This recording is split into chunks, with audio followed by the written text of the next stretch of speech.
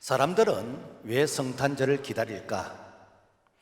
성탄의 분위기는 교회보다도 백화점, 음식점, 술집이나 찻집에서 먼저 성탄 트리를 장식하고 그들은 11월 말이 되어지면은 벌써 성탄 캐럴송이 이렇게 울려 퍼지게 되어집니다. 오히려 교회는 조용합니다. 특별히 금년 같은 경우에는 이 코로나 바이러스로 인해서 성탄절 분위기가 전혀 보이지를 않습니다. 그럼에도 불구하고 우리가 성탄절을 기다려야 한다면 도대체 그 이유가 무엇일까? 성탄의 진정한 축복은 사실은 어떤 분위기가 아니고 우리를 죄에서 구원해 주시기 위해서 이 땅에 오신 예수님을 만나는 것입니다. 자, 그렇다면 성탄절이 무엇인가? 이 성탄절의 본질은 눈으로 볼 수 없는 하나님을 볼 수 있는 하나님으로 이 땅에 오신 분, 바로 그분이 예수 그리스도이신데 그 예수 그리스도를 만나는 것입니다. 한 번은 예수님의 제자 중에서 빌립이 이런 질문을 합니다. 주여, 아버지를 우리에게 보여주옵소서. 그리하면 족하겠나이다. 이때 예수님이 이런 말씀을 하십니다. 요한복음 14장 9절, 빌립아, 내가 이렇게 오래 너희와 함께 있으되 너가 나를 알지 못하느냐? 나를 본 자는 아버지를 보았거늘 어찌하여 아버지를 보이라 하느냐? 저 구약에서 있으라고 말씀하시고 구약 성경에서 삼위 하나님 성자 예수님께서 친히 육신의 몸을 입고 이 땅에 오시는데 그분이 바로 예수 그리스도시다라는 것입니다. 이 사실을 요한복음 1장에서는 태초에 말씀이 계시니라 이 말씀이 하나님과 함께 계셨으니 이 말씀은 곧 하나님이시라. 이 말씀이 육신이 되어 우리 가운데 거하심에 우리가 그 영광을 보니 아버지의 독생자의 영광이요 은혜와 진리가 충만하더라. 여기서 말씀이 육신을 입고 이 땅에 오신 분을 아버지의 독생자로 부릅니다. 이 말은 우리 인간이 사람이 낳은 자식을 사람이라 그랬죠. 그러면은 하나님이 낳은 자는 뭐가 되겠습니까? 하나님의 아들이 되는 것이죠. 이것을 갖다가 바로 하나님의 독생자다라고 말합니다. 그래서 요한복음 1장 18절, 본래 하나님을 본 사람이 없으되 아버지 품속에 있는 독생하신 하나님이 나타내셨느니라. 그렇다면 왜 사람들은 예수님이 하나님이신데도 불구하고 하나님을 공경하지 않고 하나님을 대적하고 심지어 십자가에서 죽게까지 하셨을까? 그 이유가 무엇일까? 그 이유는 예수님이 인간의 모습으로 이 땅에 오시는데 가장 낮은 자의 모습으로 오니까 하나님이라고 인정을 안 하는 것이요. 일반적으로 이렇게 만왕의 왕이 태어나신다면은 천지의 창조주가 이 땅에 오신다면은 구원자가 이 땅에 오신다면은 아마 왕궁에서 태어나실 것이고 왕궁이 아니라 할지라도 정말 이렇게 대도시에서 많은 사람들이 보는 가운데서 박수와 환영을 받으면서 오실 것 같는데 그런데 전혀 그렇지 않는 거예요. 그래서 빌보스 2장 6절의 말씀 보면은 그는 근본 하나님의 본체시나 하나님과 동등됨을 취할 것으로 여기지 아니하시고 사람의 모양으로 나타나사 하나님께서 가장 낮아지신 그 낮아짐의 그 모습이 뭔가 하면은 하나님이 친히 제만은 이 세상에 인간의 모습으로 오신 것 이것보다 더 낮아진 것이 없습니다. 그래서 성탄의 참 의미는 예수가 그리스도시다, 그분이 하나님이시다라는 것을 고백하는 것입니다. 그래서 성탄의 축복은 내 안에 말씀이 육신이 되어 이 땅에 오신 예수도 그분을 나의 구원자라고 고백하고 그분을 내 안에 이 구원자로 영접하는 것, 이것이 성탄의 진정한 축복이다라는 것입니다. 그래서 2020년 성탄절은 이미 오신 예수님을 다시 한번 내가 구원의 확신을 가지고 그분이 내 안의 주인은 맞는데 내 삶의 주인이 맞는지, 그분이 내 인생의 주권자가 되시는지 다시 한번 우리 자신을 돌아보면서 진정한 성탄을 회복할 수 있기를 주님의 이름으로 부탁을 드립니다. 그렇다면 어디에 오셨나? 지역과 장소를 우리가 좀 살펴볼 필요성이 있는데, 지역은 베들레헴이에요.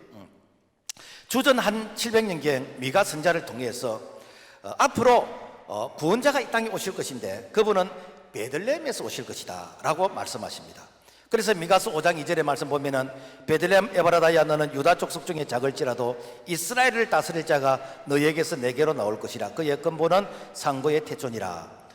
베들레헴, 뭐 우리 이 주변에 보면은 뭐 베들레헴 떡집도 있습니다. 그게 좀 의미가 있는 말인데, 이것은 히브리로 베이틀렘, 베이트는 집이란 뜻이고 렘은 떡이란 거예요. 그게 떡집이에요, 떡집. 그러니까 예수님은 떡집에서 태어나셨습니다.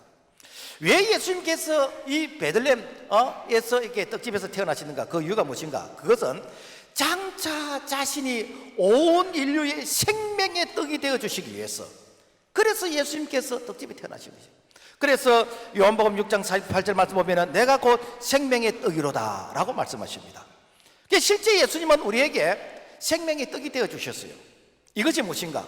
예수님께서 십자가에서 이 죽으실 때에 살찢고 피 흘리셨던 그 대속의 죽음이 바로 나를 억만가지 죄악 가운데서 구원해 주시기 위한 대속의 죽음인데, 그 대속의 죽음이 우리에게 영원한 생명을 주신다는 것입니다. 그래서 예수도 그분께서 십자가에 달려 죽으신 그 사건을 내가 마음으로 믿고 입으로 시인하고 고백할 때에 그분의 죽음이 나의 죄에 대한 죽음인 것이고, 그리고 죽은 지 살만에 부활하신 그 부활이 내게 영원한 생명을 주시는 것이기 때문에, 그래서 예수님께서 마지막 최후의 만찬, 이 성만찬을 행하시면서 자 이렇게 이 떡과 잔을 받으라 라고 하시면서, 그러면서 주님 오시는 그날까지 이 예식을 기념하라고 하셨습니다. 그래서 마태복음 26장 26절 말씀 보면은 예수께서 떡을 가지사 이것은 내 몸이니라 하시고, 또 잔을 가지사 이것은 죄 사함을 얻게 하려고 많은 사람을 위하여 흘리는 나의 피 곧 언약의 피니라. 이것이 바로 성찬, 이 성만찬인 것입니다. 그래서 성찬식은 예수 그리스도 그분께서 내게 이 생명이 되신다라는 것을 고백하는 것이요. 사실 이 사건이 너무 중요하기 때문에 초대교회 때는 매주 성찬식을 했습니다. 그때는 성찬식을 할 때 지금 우리처럼 이렇게 한 게 아니고, 이것은 많이 좀 변형된 것이고, 원래는 이 그 소뚜껑만한 큰 빵 가지고 와서 이걸 교인들이 이렇게 나눠 먹는 것입니다. 그러니까 예수님의 몸을 우리가 떼어서 먹는 것처럼.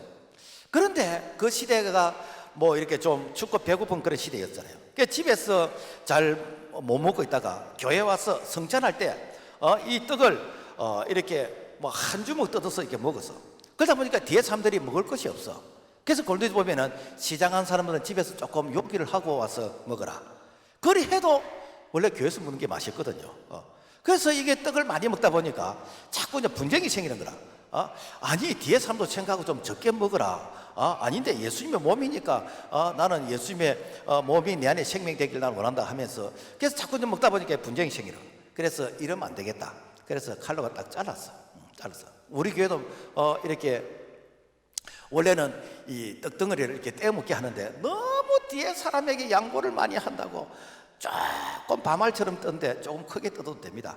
사실은 이게 자르는 게 아니고 실제는 한 떡덩어리를 이렇게 떼어서 이렇게 먹는 이것이 원래 성찬이고, 그리고 이 포도주 잔도 사실은 우리가 요즘은 뭐 비행 감염이고 뭐 또 여러 가지 위생적으로 해서 이제 이게 잔을 이렇게 나눠 가는데, 원래는 한 주전자 같은 것을 꾹꾹 마시는 거예요. 좀 그만 먹어라. 뒤가 다음 사람 좀 먹게. 그래서 원래는 큰 병에 이렇게 꿀꺽 이렇게 마시고 그 다음 사람이 닦아가지고 이렇게 마시고, 우리가 그 동영상 보면 그러잖아요. 이게 사실은 원래 성찬의 의미인 것입니다. 그런데 이것이 이렇게 진행을 하다 보니까 이게 뒤에 사람들에게는 좀 모자라고, 그래서 이걸 잘라야 되겠다. 그래서 오늘날 우리가 이게 성찬을 나누는 이것은 사실은 좀 많이 변형이 되진 그런 어떤 모습인데, 사실은요 매주래요, 매주. 전에 우리 교회에서는 매월 첫째 주 주일을 이렇게 했어요. 그렇게 하다 보니까 예배 시간이 좀 길어지고 여러 가지 좀 또 준비하는데 어려움이 있어서 그래서 절기에 이제 이렇게 하게 되어지는데, 이거는 무슨 뜻인가 하면은 이제는 내가 사는 것이 아니요 오직 내 안에 그리스도 예수께서 사신다라는 것을 고백하는 것이요. 이게 성찬의 본질인 것입니다.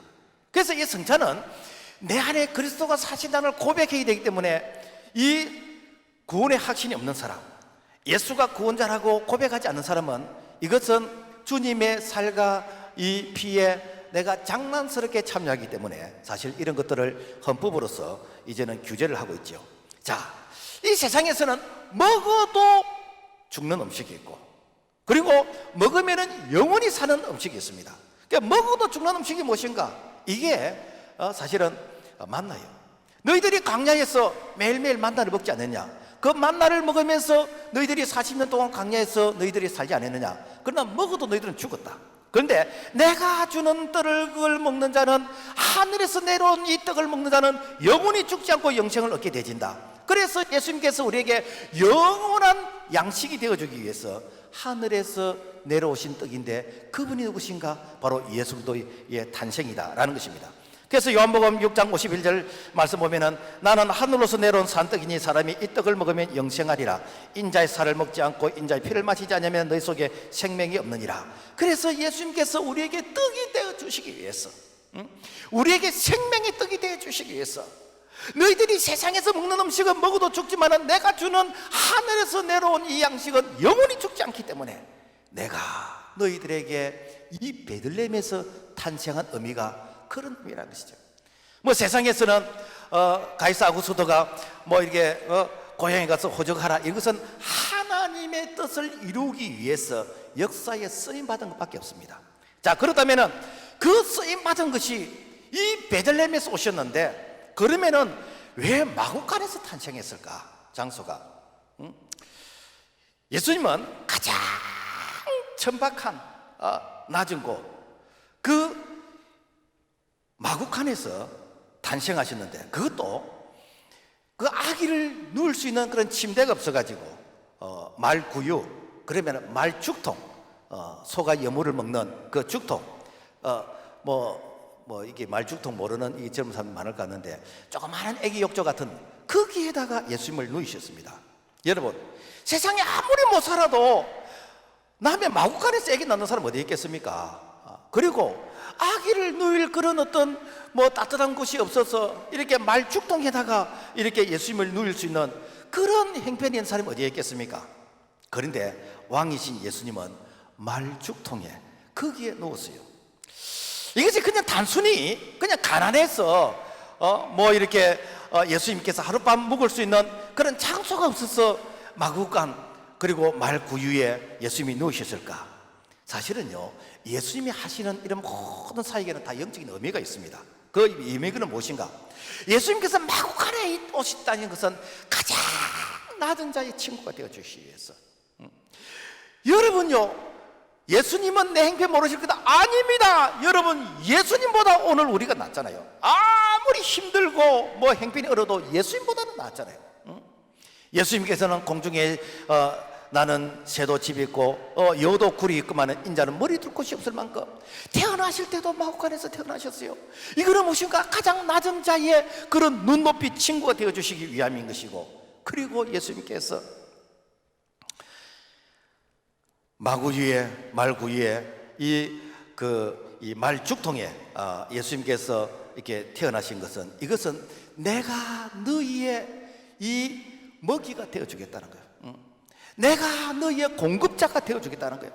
가장 낮은 자들의 필요를 내가 채워주겠다는 거예요. 그래서 예수님께서 이 말구유에 예수님께서 이렇게 누이셨다라는 것입니다. 톨스토이 작품 중에서 이런 얘기가 있습니다. 어떤 마음씨 착한 이 구두 수성공의 그런 할아버지가 성탄절만 되어지면은 꼭 예수님을 만나고 싶었어. 그래서 예수님 만나고 싶어요. 이번 성탄절에 꼭 예수님을 만나고 싶습니다. 이렇게 기도하면서 그러면서 이 성탄절을 기다리는데, 하루 저녁에는 꿈에 예수님이 나타나셨어요. 그러면서 내일 너희의 집을 방문하고자 한다라고 말씀하시는 거예요. 그게 꿈이지만은 너무 기분이 좋는 거라. 그래서 아침에 일찍 일어나서 자기의 그 구두방을 이렇게 깨끗하게 청소하고 난로에 이제 그 우유를 서프를 이렇게 데우고 그 다음에 빵도 준비하고 그 다음에 뭐 이렇게 예수님 오시면 선물을 뭐 드릴까 뭐 이렇게 준비도 하고 이렇게 준비를 했는데, 그런데 예수님이 안 오시는 거예요. 한 점심때쯤 되니까 아기를 업은 아주 참 이렇게 이 가난하게 보이는 그런 그 아주머니가 앞에서 서성거리고 있는 거예요. 그래서 너무 좀 이렇게 춥고 가엾게 보여서 오라 해야죠. 그래서 서프도 이렇게 주고 빵도 주고 그러면서 애기에게 맞는 신발도 하나 신기고 아주머니에게 신발도 하나 신기고 이렇게 해가지고 이게 대접을 해서 돌려보냈습니다. 그 예수님이 안 오셔요. 저녁에 해그름쯤 되어지니까 그러니까 거지가 정말 추워서 이렇게 떨면서 서성거리고 있는 것이요. 또 청소부 또 아저씨가 이렇게 거기서 서성거리고 있는 거예요. 그래서 오시라 해가지고 그리고는 있는 빵하고 서퍼를 이렇게 대접을 하고 그러면서 여기 맞는 신발 한번 찾아보라고 하면서 신발도 이렇게 신겨드리고 이렇게 했는데 예수님이 안 오시는 것이요. 너무 허전한 거라. 예수님을 위해서 준비했는데 예수님이 오시지 않고 거지가 오고 그리고 이렇게 참 애기 업은 엄마가 오고 그리고 청소하는 이렇게 아저씨가 오고 정말 올해도 예수님은 안 오시는가 보다 라고 이렇게 생각을 하고 이제 참 그날 밤 잠을 자는데 그 꿈속에 예수님이 나타나셨어요. 그러면서 나는 오늘 너희 집에 3번이나 방문하는데 너는 한 번도 나를 거절하지 않았단다. 그러면서 네가 나에게 신발도 주었고 그리고 따뜻한 서프도 주었고 그리고 빵도 주었고 나는 대접을 너무 잘 받았단다. 예수님께서 이런 모습으로 찾아오셨구나.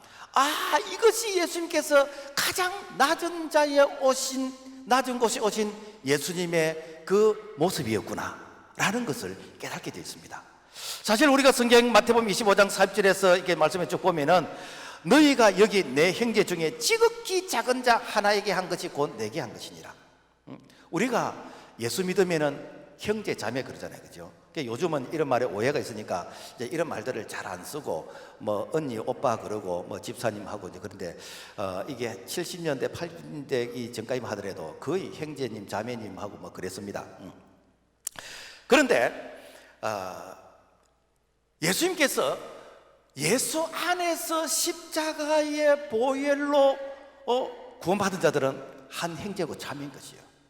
그래서 그 형제와 자매가 어려움을 당할 때에 주님의 이름으로 도와주는 것, 이것이 바로 주님을 대접하는 것이요. 이것이 바로 주님을 우리가 잘 섬기는 것입니다.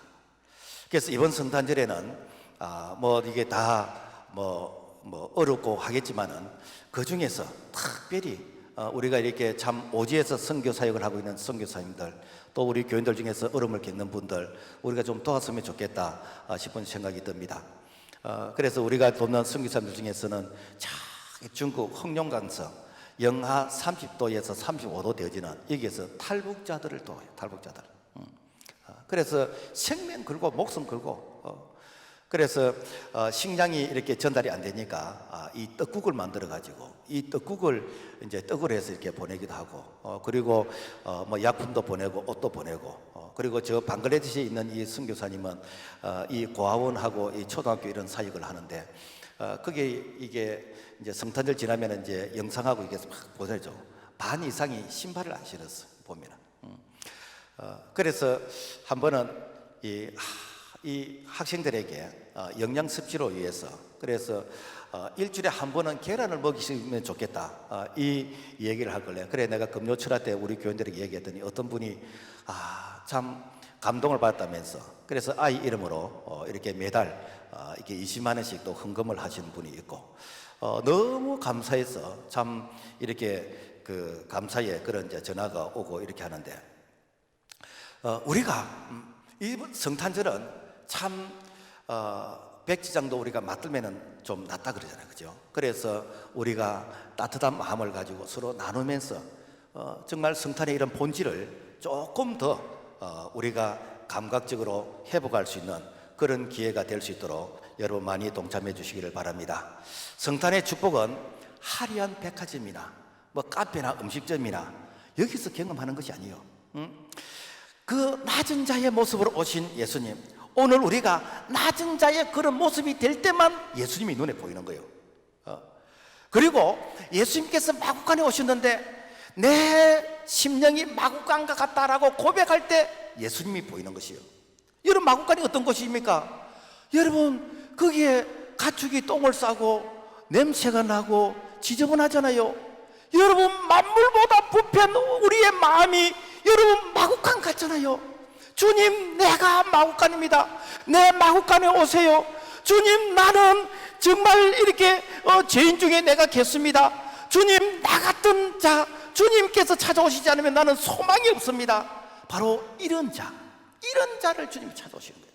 나는 깨끗합니다. 나는 어렵습니다. 나는 죄가 없습니다. 나는 상대적으로 너희들보다 낫습니다 라고 하는 자는 주님이 찾아가실 이유가 하나도 없다는 것이죠. 그래서 하나님께서 찾아주신 자는 어떤 자들인가? 나는 어렵다는 사람은 안 찾아주시요. 그래서 이사야 1장 18절 말씀 보면은 여호와께서 말씀하시되 오라 우리가 서로 변론하자. 너희 죄가 좋은 같을지라도 눈과 같이 희어질 것이요 진홍같이 붉을지라도 양털같이 되리라. 너희의 죄가 좋은 같을지라도 진홍 같을지라도 이렇게 오라. 그러면 내가 양털처럼 흰 눈처럼 희게 해주겠다. 예수님께서 내가 의인을 부르러 온 것이 아니요 내가 죄인을 불러 회개시키러 왔다 라고 말씀하셨습니다. 그래서 예수님을 만날 수 있는 사람은 어떤 사람인가? 어려운 사람이 아니요, 당시에 바리새인과 서기관 사는 사람들, 이런 사람들은 이 창기보다도 세리보다도 자기가 어렵다고 생각하는 이런 자들 향해서 독서의 자식들아라고 하면서 그들을 책망했습니다. 그렇지만은 내가 감히 하늘을 우르르 보지 못하고 내가 가슴을 찢고 옷을 찢으면서 하나님이여 나를 용서해달라고 한 그런 자들 향해서 우리 예수님은 만나주시고 그런 자들을 위로해 주시는 것이에요. 오늘 우리가 성탄절 정말 내 마음이 마구간 같습니다. 주님, 내 마음이 얼마나 지저분한지 모릅니다. 주님 아니면 소망이 없습니다. 이런 자를 주님이 찾아오시고 주시면서 그런 분들을 깨끗하게 해주셔서 주님이 쓰시는 것입니다. 그래서 성경에 보면은 다 크게 쓰임받은 사람들의 공통 특징이 뭔가 하면은 자기가 죄인이라고 고백하는 것이에요. 여러분, 다윗 봐보세요. 시편 51편 3절 보면은 물은 나는 내 죄가를 아오니 내 죄가 항상 내 앞에 있나이다. 다윗이 어떤 자입니까? 왕이잖아요. 왕의 말이 법입니다. 그때 당시는 왕이 얼마든지 그야말로 남의 아내 빼앗을 수 있고 자기 말이 법이기 때문에 얼마든지 자기를 이렇게 정당화 합리화시킬 수 있습니다. 뭐 요즘 세상도 그렇잖아요. 뭐 내가 하는 것은 다 어려운 것이고 남이 한 것은 잘못된 것이고 그런데 이 다윗이 하나님 앞에서 자기가 죄인이라는 거예요. 그러니까 되는가?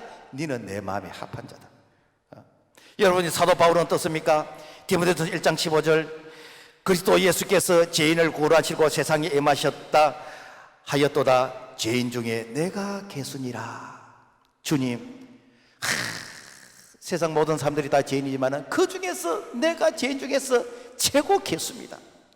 이런 자들을 주님께서는 최고 주님의 이 사람으로서 합당하게 크게 쓰신다는, 오늘도 마찬가지입니다. 여러분, 주님, 나는 죄인입니다. 주님, 떠나면 나는 소망이 없습니다. 주님, 날 만나달라고 이번 성탄절에는 정말 이렇게 마음간 같은 나의 이 마음 주님이 찾아오셔서 주님이 나에게 이 구유가 되어주셔서 내게 은혜의 바탕이 되어주시고 구원의 바탕이 되어주시고 내게 이렇게 말씀의 바탕이 되어주시고 이번 이렇게 성탄절을 통해서 이 구유에 누이신 예수 그리스도 그분을 내가 마음껏 내가 체험할 수 있는 그런 복이 있는 이번 성탄절이 될 수 있기를 주님의 이름으로 부탁을 드립니다. 그래서 성탄절은요, 겸손한 자만이 경험할 수 있습니다. 내가 괜찮다는 사람은 예수님이 만나주실 이유가 없습니다. 서기 314년 콘스탄틴 황제가 기독교를 국교로 인정을 했습니다. 이 콘스탄틴 황제가 기독교로 국교로 인정하기까지는 그 어머니 마리아의 그런 이 역할이 있었어요. 왜? 그 예수님을 먼저 믿고 그러면서 이게 아들에게 많은 그런 어떤 조언을 이제 했죠. 그래서 그 어머니의 그 신앙을 기념하기 위해서 예수님이 탄생하셨던 그 말구유의 그 자리에 교회를 크게 지어놨어요. 인터넷에 들어가면 보이고 성지순례 가면은 조금 감동적인 부분이 있는데, 실내는 가면은 교회가 큰 이런 공간인데 들어간 입구는요 아주 작아요. 그리고 이 높이가 너무 낮아. 뭐 우리 교회 어린이들이 한테 갈 수 있는 그런 정도. 그래서 우리 이 엘리베이터에서 오는 그 비상문 쪽에 보면은 그보다도 더 문이 작은 이런 것인데, 왜 이렇게 문을 작게 만들었냐면은 예수님을 만나기 위해서, 즉 아기 예수님을 만나기 위해서는 내가 수그려야 된다, 엎드려야 된다는 거야. 그러니까 예수님을 만나기 위해서는 내가 엎드려 들어가지 않으면은 예수님을 만날 수 없다는 거야. 이게 뭔가 겸손을 이야기해, 겸손. 그래서 예수님을 이렇게 찾아간 자들, 예수님의 탄생에 찾아간 자들은 다 아기 예수님께 엎드려 경배하는 거예요.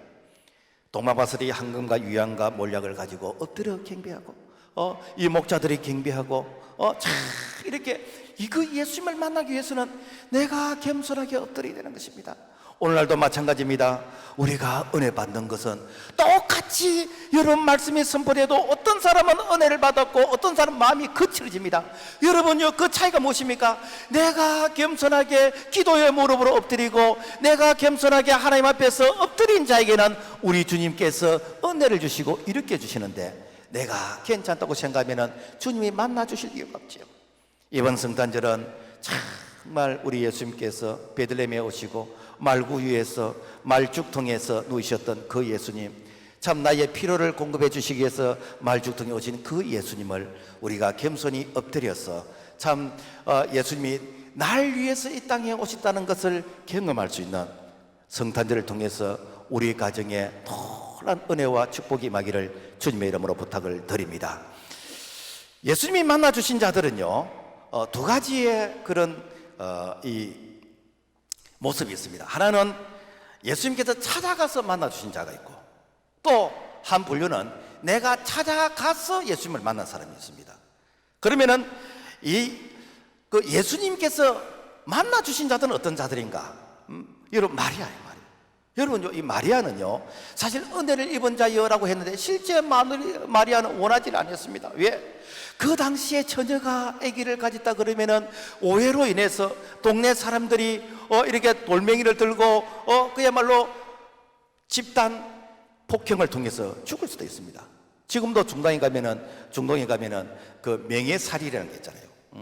우리 가문에, 우리 가정에 불륜을 저질렀다 그러면은 이것을 이렇게 가족들이, 뭐 주변의 친지들이 돌을 던져서 이렇게 죽게 하는 이런 부분들, 아직까지 중동에는 그런 부분이 남아 있는데, 그런데 마리아가, 여러분요, 처녀가 임신을 했다 그러면 누가 이해를 하겠습니까? 그죠?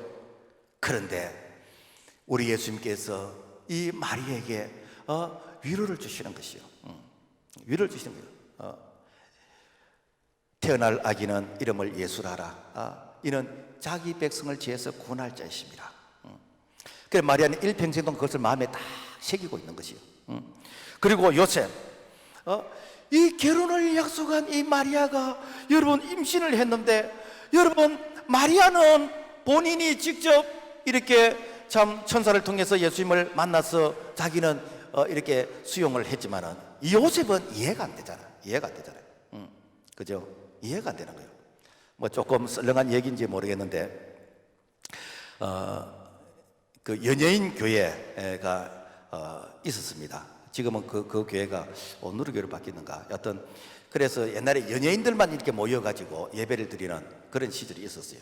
그래서 이제 연예인들이 뭐 이제 예배를 드리는데, 그때 이제 하영조 목사님이 이제 설교를 하셨어요.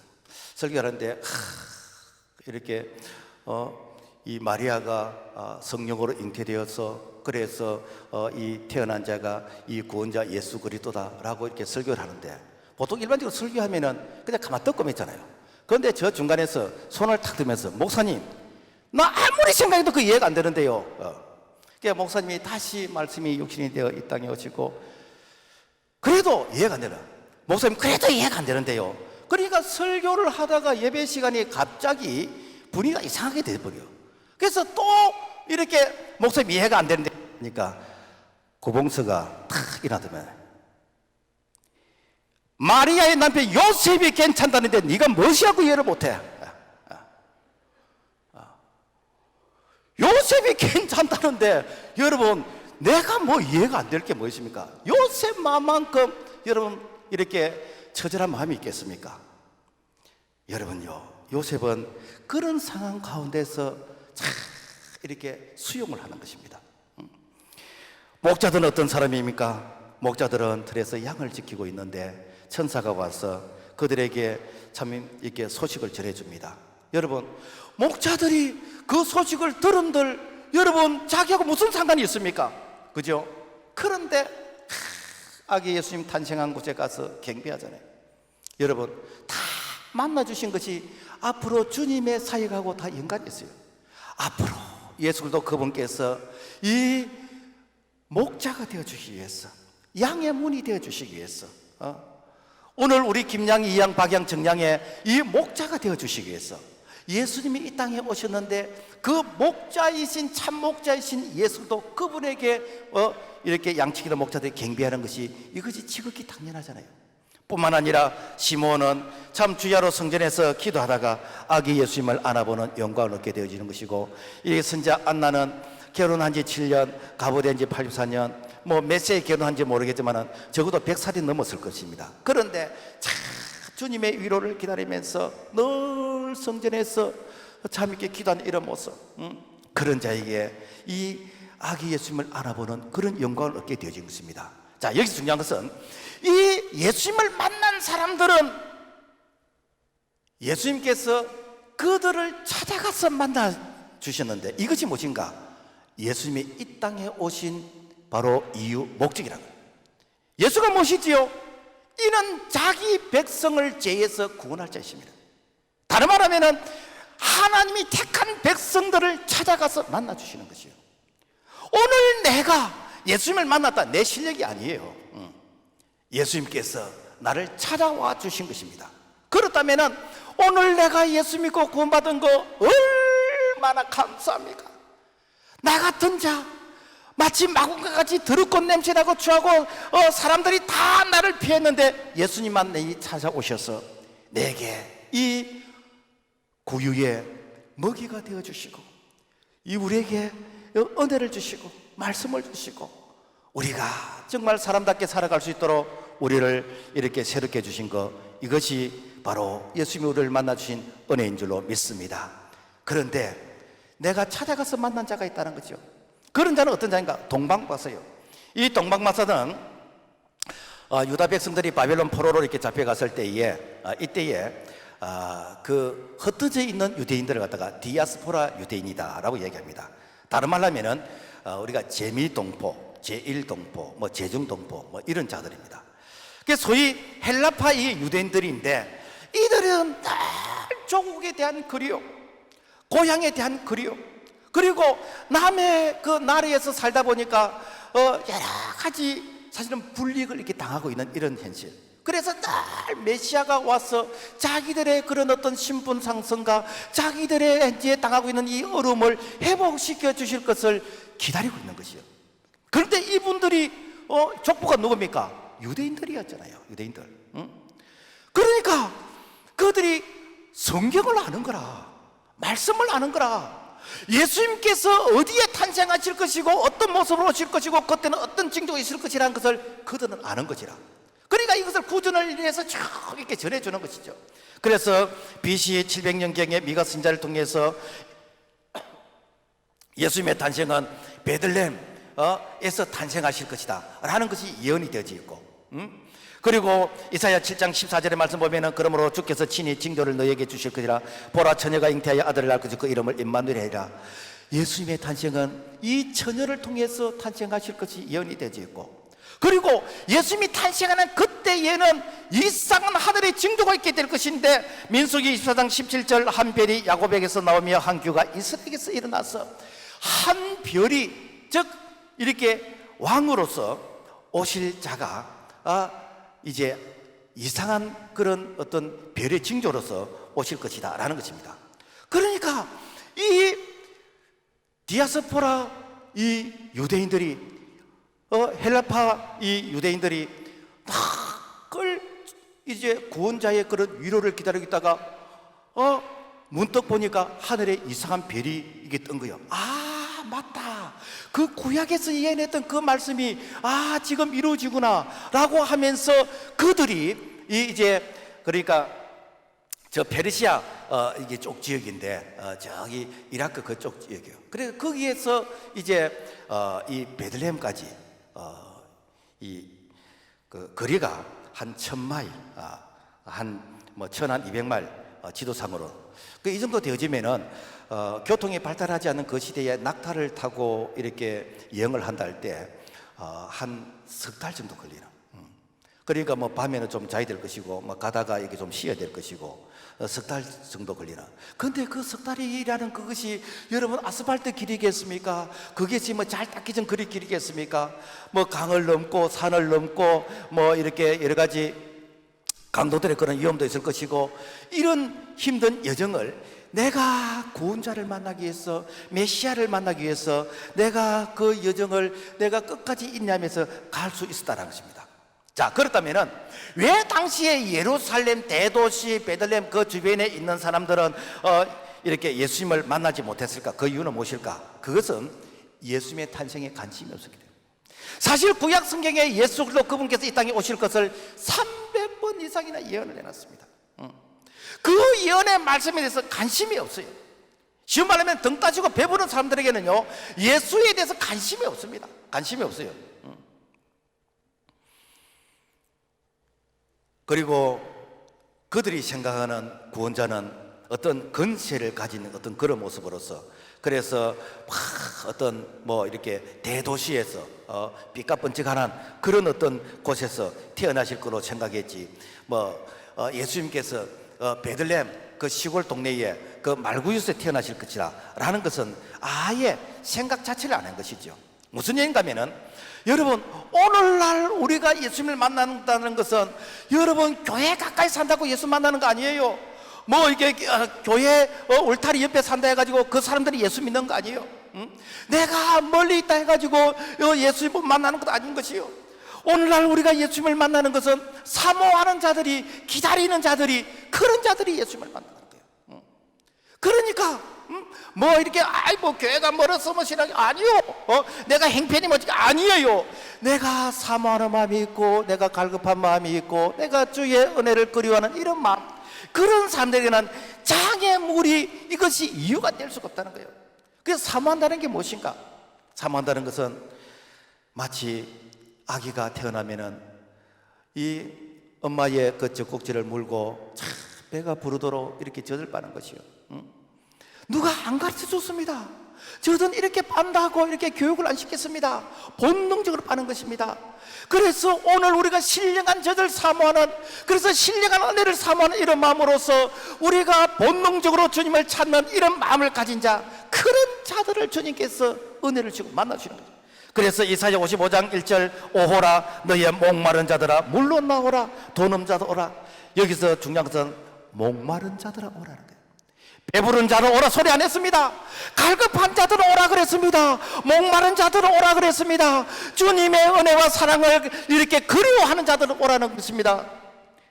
마치 마른 스펀지가 물을 쫙 흡수하듯이 오늘 우리의 마음이 갈급한 마음 사모하는 마음 우리가 간절한 마음 이런 자들은 어디를 안 지나도 은혜를 받게 되는 것입니다. 그래서 오늘 우리가 정말 목마른 자가 되었어. 동방 박사가 예수님을 만나서 정말 황금과 유향과 몰약을 예물에 들었던 그 이렇게 고백이 오늘 우리의 모습이 되기를 주의 이름으로 부탁을 드립니다. 자, 오늘날 예수님을 만나면 어떻게 될까? 제가 이렇게 그 인터넷에 들어가니까 아주 감동적인 그런 글이 하나 있더라고요. 보니까 미국의 어느 한인교회 집사님의 간증인데 이 미국 사회에서는 사실 집집마다 다니면서 이렇게 복음 전하는 이런 것들이 사실 우리 문화가 아니라서 조금은 이렇게 오해가 좀 많대요. 그런데 너무 복음을 전하고 싶었어.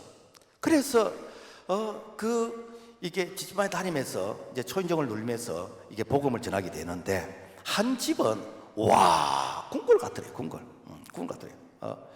뭐 밖에서 이렇게 울타리등을 봐도 안에 뭐 이렇게 풀장도 있어 보이는 것이고, 정말 뭐 이렇게 바베큐도 있고, 뭐 우리가 흔히들 생각할 수 있는 영화에 나오는 그런 장면 같은 그런 집이더래요. 그런데 거기에 내가 복음을 전하고 싶은 거라. 근데 이제 생각이, 니 잘못하면은 니 이렇게 도둑놈으로 강도로서 오해받을 수 있어. 뭐 별 생각이 다 드는 거예요. 뭐 쇠바트가 나와서 이게 나를 이렇게 이렇게 위협을 주면 어떨까? 뭐 별 생각이 다 드는데, 그런데 내가 복음 전하러 왔는데 내가 그것이 문제가 되느냐? 띵동 밖에서 이제 눌리는데 아무 기척이 없어요. 또 띵동 눌려도 아무 기척이 없어요. 세 번에 눌려도 아무 기척이 없어요. 사람이 안 계시는가 보다. 돌아서서 몇 발자국 나오는데 한 번 더 눌려봐라. 그래서 돌아가서 또 한 번 더 눌렸어. 그랬더니 안에서 어떤 할아버지가 나오시는데 아주 이렇게 인상이 구두가 있는 이런 모습으로 이렇게 나오시더라. 그래서 자기 이게 전도지에 이런 내용이 이제 있다. 주 예수를 믿어라. 인생의 방향은 예수님 만나면 끝나고 신앙의 방향은 좋은 교회를 만나면 끝납니다. 이거 주고 그냥 돌아와 버렸어요. 그 다음날 전화가 왔답니다. 왔는데 사실은 그 시간에 내가 인생을 끝내려고 내가 마지막 참 그런 순간이었는데, 그런데 밖에서 띵동하더라고요. 신경이 쓰이더라고요. 그래서 한 번 하다가 가겠거니라고 기다렸는데 또 띵동을 하더라고요. 그래서 한 번 더 기다려보다 또 띵동을 해라. 세 번이나 띵동하더라. 그리고 나서는 그럴 수도 있겠지 했는데 네 번째 또 띵동하더라. 그래서 도대체 어떤 사람인지 내가 만나보고 죽어야 되겠다라고 하면서 만나보는데 바로 예수 그리스도 그분의 복음을 듣게 되어졌다라는 것입니다. 이것이 무엇입니까? 성탄의 축복 아닙니까? 여러분, 세상에서 어쩌면 소망이 없이, 특별히 코로나로 인해서 더 이상 희망이 없는 이런 시대에 여러분, 이 성탄의 이 메시지, 이 성탄의 예수 그리스도 그분만이 소망이신 것이에요. 우리는 그동안에 정치 지도자가 소망이라고 생각했고, 우리는 그동안에 어떤 정당을 지지하면은 우리가 소망이라고 생각하면서 얼마나 우리가 역사적으로 많이 쏘아왔습니까? 소망은 오직 예수 그리스도입니다. 우리에게 이 진리의 말씀은 오직 하나님의 말씀밖에 없습니다. 그래서 성탄절을 통해서 우리가 예수 그리스도 그분을 만나고 우리가 말씀을 다시 우리가 가까이 할 수 있는 그런 기회가 되어야 되겠는데, 예수님 만나게 되지면은 우리에게 영생의 이 구원의 그런 축복이 보장이 되어지는 것입니다. 요한복음 3장 16절, 하나님이 세상을 이처럼 사랑하사 독생자를 주셨으니 이는 그를 믿는 자마다 멸망하지 않고 영생을 얻게 하려 하심이라. 자, 누구든지 예수 그리스도 그분을 영접하게 되어지면 지금부터 영원히 사는 영생의 복락. 세상 사람들이 니 죽어봤나, 니 천국 가봤나 별소리 다 한다 할지라도, 여러분, 오늘 우리는 예수를 믿는 순간 지금부터 우리는 영원히 사는 영생의 축복이 있는 줄로 믿습니다. 예수 믿어가 손해갈 게 뭐가 있는데요? 아니, 자기들은 영생이 있니 없니 시비를 건들. 여러분, 그래서 자기가 안 믿어가지고 자기가 또 덕본 것이 뭐 있는데, 오늘 우리가 예수 믿으면요 지금부터 영원히 사는 이 영생의 축복을 오늘 우리가 누리게 되어지는데, 우리가 이 땅에 사는 것은 사명 때문에 사는 것이고, 이 사명이 끝나면 영원한 천국에서 우리 하나님께서 착한 종아 충성된 종아 우리에게 행한 대로 하늘의 위로와 상급이 있는 줄로 믿습니다. 그리고 어떻게 하는가? 예수님을 만나게 되지면 사람이 변화됩니다. 요한복음 2장에 보면은 예수님께서 공생의 사역을 시작하실 때에 이 물로서 포도주를 만든 이 가나 혼인잔치에 이 사건이 나옵니다.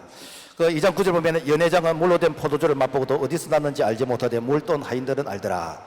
자, 예수님께서 첫 번째 하나님의 나라를 위한 그런 사역을 하시면서 이 가나 혼인잔치집에 이 포도주가 떨어졌어. 가장 중요한 그 음료수가 떨어졌어. 여러분요, 우리가 아무리 배가 불러도 이 목이 마르면요, 사실은 그 음식의 맛을 모릅니다. 일단 물을 마시고 그 다음에 우리가 음식을 이렇게 먹고 싶죠. 그런데 그 집에 있어야 될 음료수가 떨어졌어요. 우리 예수님께서 그 기쁨의 잔치집에 있어야 될 그 포도주가 떨어진 그 집에 예수님께서 이 맹물, 허들의 물, 꾸정물, 그 물을 가지고 가장 값진 포도주로 바꿨습니다. 여러분, 왜 예수님께서 가나 혼인잔치집에 가서 이 허들의 물, 맹물, 발 씻을 물, 그런 물을 가지고 이렇게 가장 값진 포도주를 만들었겠습니까? 결혼이 무엇이죠? 인생의 첫 출발 아닙니까? 인생의 그 첫 출발. 여러분, 오늘 우리가 예수 그리스도 그분을 만났어. 신부된 오늘 우리가 신랑된 예수님을 만났을 때에 너의 인생이 이렇게 바뀐다는 거예요. 허들의 물이 이렇게 맹물이, 발 씻는 이런 물이 가장 값진 포도주로서 바뀐다는 것을 예수님께서 가나 혼인잔치 집을 통해서 예수님이 보여주신 거 아닙니까? 그래서 여러분요, 저 사람은 안 돼, 저 사람은 갚지를 못해. 여러분, 그런 사람 예수 만나면요 가장 값진 포도주의 인생이 되지는 것입니다. 여러분, 베드로 봐보세요. 베드로가 오순절 이게 성령 충만 받기 전에는 얼마나 기복이 심했습니까? 심지어는 나는 저 예수 모른다고 예수님을 이렇게 배신하고 이렇게 도망갔던 자가 베드로 아닙니까?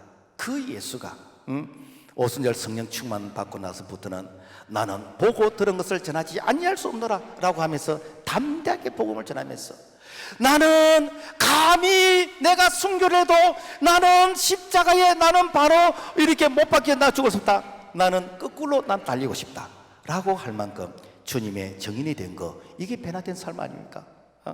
여러분, 이렇게 이어령 전 문화공보부 장관, 이분의 이런 이 강의는 인터넷 들어가면 영상이 참 많이 있어요. 참 어쩌면 그분은 말 한마디 한마디가 그렇게 보석 같은 주옥 같은 말씀을 하시는지.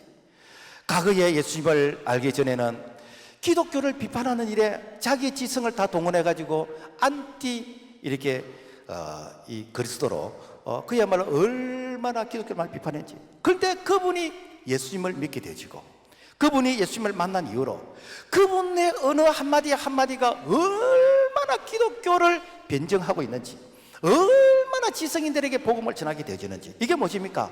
바로 가나 혼인잔치에서 물이 포도주로 바뀐 그 기적 아닙니까? 오늘 우리가 예수님 만나게 되지면은, 오늘 주님과 나와의 이 결혼식에 오늘 우리 예수님께서 우리의 부족한 부분을 예수님께서 채워주시는데, 그 맹물 같은, 허들의 물 같은 그런 인생이 예수님 만나서 가장 복 있는 자, 이런 모습으로 변화되지는 오늘 우리가 되기를 주의 이름으로 부탁을 드립니다. 그리고 능력 있는 그리스도인이 됩니다. 사도행전 1장 8절, 오직 성령이 너에게 마시면 너희가 권능을 받고 예루살렘과 온 유대와 사마리아와 땅까지 내 증인 되리라 하겠습니다. 여러분, 우리가 예수 믿는다는 것은요, 이제부터 내가 사는 게 아니에요. 내 안에 그리스도께서 사시는 거죠. 사실은 내가 전도한다, 내가 기도한다, 내가 봉사한다, 여러분 그거는 좀 유치원 수준이고 그건 유치한 말이에요. 사실은 내 안에 계신 예수도 그분이 성령으로 나를 통해 일하시는 것이요. 그래서 오직 성령이 내게 임하시면 너희가 권능을 받고, 이 권능이랑 일두나마 이거는 다이나마이트 같은 것이요. 네가 여태까지는 나는 못하겠다, 나는 못하겠다 네 실력을 하려니까 못하는 것이지, 네 마음으로 하려니까 못하는 것이 지극히 당연한 거지. 그런데 내가 너를 통해서 하마, 이게 뭡니까? 성령 충만 받으란 겁니까? 그래서 성령 충만을 받게 되어지면은 이제는 내가 사는 것이 아니고 오직 내 안에 그리스도 예수 그분께서 살게 되어지는데, 그분께서 나를 통해서 일하시는 것이요. 사실 우리가 기도해도 우리가 뭘 기도할지를 몰라. 우리는 5번 후에를 몰라. 그러면서 어떻게 내가 1년 후에, 내가 10년 후에 일을 우리가 알고 기도하겠습니까? 내 안에 계시는 성령 보혜사 그분이 나를 통해서 기도하게 하시는 것이요. 그래서 로마서 8장 26절, 이와 같이 성령도 우리 연약함을 도우시나니 우리는 마땅히 기도할 바를 알지 못하나 오직 성령이 말할 수 없는 탄식으로 우리 위해서 친히 간구하시느니라. 그래서 여러분요, 성령을 해방하면은 그런 사람은 인생 망합니다. 왜? 하나님의 도움을 받지 아니하고 그야말로 내 경험, 내 지식으로 살라 그러거든요. 그런데 진리의 성령 그분께서 우리를 인도해 주시는 그분의 손에 이렇게 붙잡힌 바 되게 되지면은 우리는 정말 꼬불꼬불한 인생이 아니라 오르막내리막 인생이 아니라 직선거리를 향해서 가게 될 줄로 믿습니다. 그리고 예수님 만나면요, 우리가 선한 일에 바쁩니다. 우리가 예수 믿고 구원받은 것은요, 이 디도스 2장 14절 말씀 보면은 선한 일을 열심히 하는 자기 백성이 되게 하려 하심이라. 여러분, 우리가 예수 믿기 전에 얼마나 세상 일에 바빴습니까? 뭐 직장 마치고도 1차, 2차, 3차 가고 뭐 연말 되면은 뭐 이렇게 막년회 하고 뭐 얼마나 이렇게 바빴습니까? 이게 어제 어디 기도원에 갔더니 이 해맞이 한다고 막 사람들이 막 이렇게 그 추운 새벽에 막 인산이들 이런데요. 세상 일에 다 바쁜 거 아닙니까? 해는 이미 뜨가 있는데 뭐 또 해맞이를 하러 가? 안 가도 해는 다 뜨가 있는데. 그런데 여러분요, 우리가 예수 믿게 되지면 이때부터는 선한 일에 바빠지는 것이요. 은혜 받기 위해서 바쁘고, 내가 기도하기 위해서 바쁘고, 내가 말씀을 배우기 위해서 바쁘고, 내가 전도하기 위해서 바쁘고, 내가 이렇게 행전을 돌아보는 일에서 바쁘고, 그야말로 내가 살리는 일에 바쁘게 되는 것이죠. 이게 뭡니까? 내 안에 계신 예수도 그분께서 나를 도구로, 통로로, 나팔로 나를 쓰시는 거 아닙니까? 그래서 요한 3서 1장 2절 사랑한 자여 너 영혼이 잘된 같이 네가 범사에 잘되고 강건하기를 원하노라. 우리는 영적인 존재잖아요. 그래서 우리의 영혼이 잘되면은 그 다음에 이 영혼의 통제를 받는데 이것이 우리가 이렇게 범사와 그리고 우리의 이 육체의 건강까지 이렇게 이 통제를 이렇게 받게 되잖아요.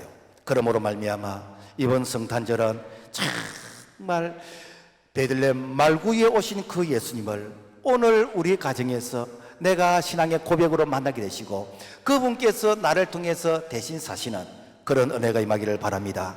인생의 방향은 예수님 만나면 끝나고 신앙의 방향은 좋은 교회를 만나면 끝난다겠는데 오늘 우리에게 모든 성도들이 참 예수님 만나서 제2의 새로운 인생을 살아갈 수 있기를 주님의 이름으로 부탁을 드립니다.